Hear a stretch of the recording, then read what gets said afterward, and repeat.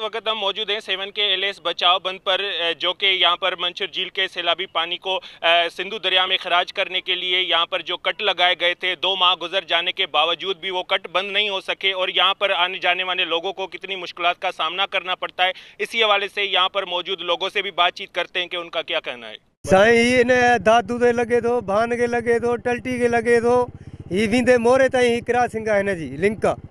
इनके तकरीबन 2-2.5 महीना थी आने तो 5 ॾींहं ठेकेदार अचे तो कम करे तो वरी वञे तो हली। ऐं ॿी ॻाल्हि इहा आहे त हिन में वारी निजी भी विझी वञे, ही बंद बीहंदो ही न, ही नुक़सान कंदो अॻिते हली। सभु कमु थोड़ो को हले ई कोन लगातार, तेज़ीअ सां कमु हले ई नथो। 5 ॾींहं अचे तो ठेकेदार वरी महीनो बंद पियो कमु। इहा महिरबानी कयो तो महिरबानी करे हिनखे ठेकेदार खे हिदायत कंदे जल्दी जल्दी कमु हलाए त असांजी परेशानी ख़तमु थिए। महीनो 1.5 थी वियो आहे त असां ईअं तकलीफ़ में असां बर्दाश्त करे बस कयूं तो वरी खंड आहिनि, असां तमामु परे तकलीफ़ थिए। ओचितो लॻूं था, एक्सीडेंट थिया था, माण्हू मरी था वञनि।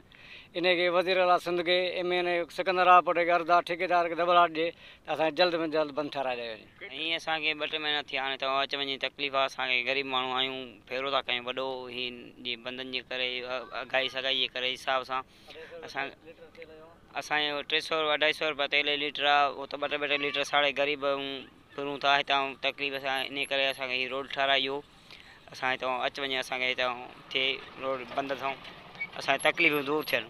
जैसा कि यहाँ पर मौजूद आपने लोगों की बातें सुनी, उनका कहना है कि ये जो हमारा रोड है जिसको कट लगाया गया है, ये दादू, सेवन, भानसेदाबाद और मोरो के छोटे बड़े गांव का ये वाहिद इकलौता रास्ता है जहां से हमारा गुजर सफ़र होता है। और यहाँ पर इंतज़ामिया और ठेकेदार की नाअहली और सुस्त रफ्तारी के बाइस ये रोड जो है अभी तक जो है इसके कट बंद नहीं हो सके और यहाँ पर जो है मटीरियल भी नाकस इस्तेमाल किया जा रहा है और यहाँ पर रोड हादसा रोज़ का मामूल बन चुके हैं। हम वज़ीर आला सिंध और आला हुकाम से मुतालबा करते हैं कि फिलफौर हमारा नोटिस लेकर इस रोड को बहाल करके हमें मुश्किलात से बचाया जाए।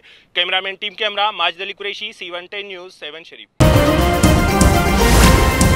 C110 न्यूज़, खबर की असल खबर।